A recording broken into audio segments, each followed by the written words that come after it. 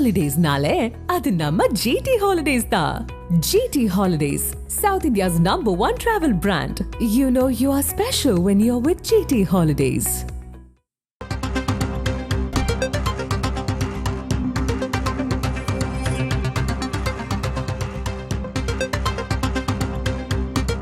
ஆந்திராவின் மசிலிப்பட்டினம் அருகே கரையை கடக்க தொடங்கியிருக்கிறது மோண்டா புயல்.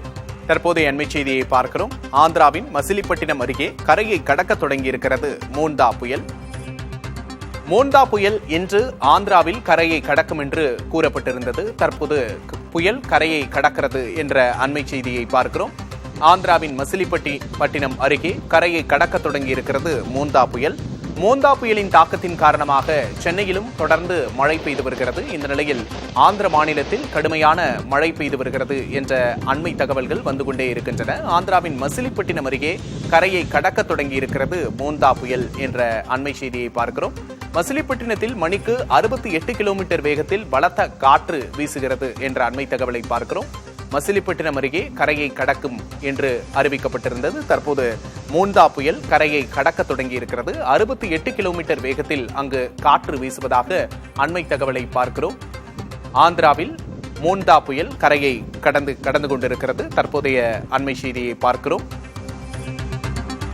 மசிலிப்பட்டினத்தில் மணிக்கு 68 கிலோமீட்டர் வேகத்தில் பலத்த காற்று வீசி வருவதாக அண்மை தகவலை பார்க்கிறோம்.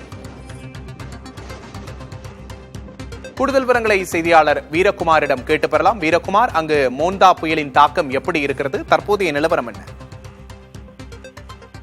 விக்னேஷ், வங்கக்கடல்ல நிலவி வந்த மோண்டா தீவிர புயல் இன்று மாலை 5:30 மணி அளவில் ஆந்திர பிரதேச கடற்கரைகள்ல கரையை கடக்க தொடங்கியதாக இந்திய வானிலை ஆய்வு மையம் தற்போது அதிகாரப்பூர்வ அறிவிப்பை வெளியிட்டிருக்கிறது.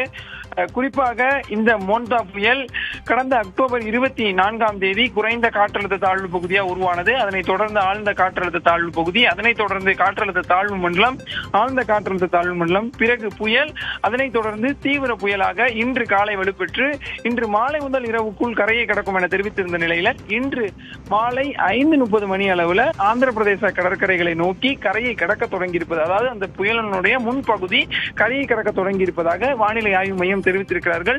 குறிப்பாக இந்த மோண்டா புயல் மேற்கு மத்திய வங்கக்கடல்ல கடந்த 6 மணி நேரத்துல மணிக்கு 17 கிலோமீட்டர் வேகத்துல வடக்கு வடமேற்கு திசையை நோக்கி நகர்ந்து தீவிர புயலாகவே கரையை கடந்து கொண்டிருக்கிறது.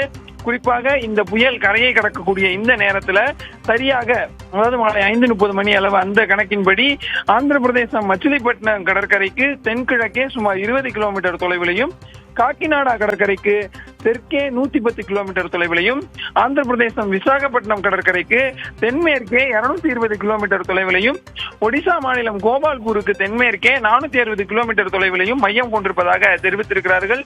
தற்போது மோண்டா புயலினுடைய முன்பகுதி கரையை கடக்க தொடங்கியிருக்கிறது. இது தொடர்ந்து வடக்கு வடமேற்கு திசையை நோக்கி நகர்ந்து ஆந்திரா பகுதிகளில் முழுமையாக கரையை கடக்கும் எனவும் தெரிவித்திருக்கிறார்கள்.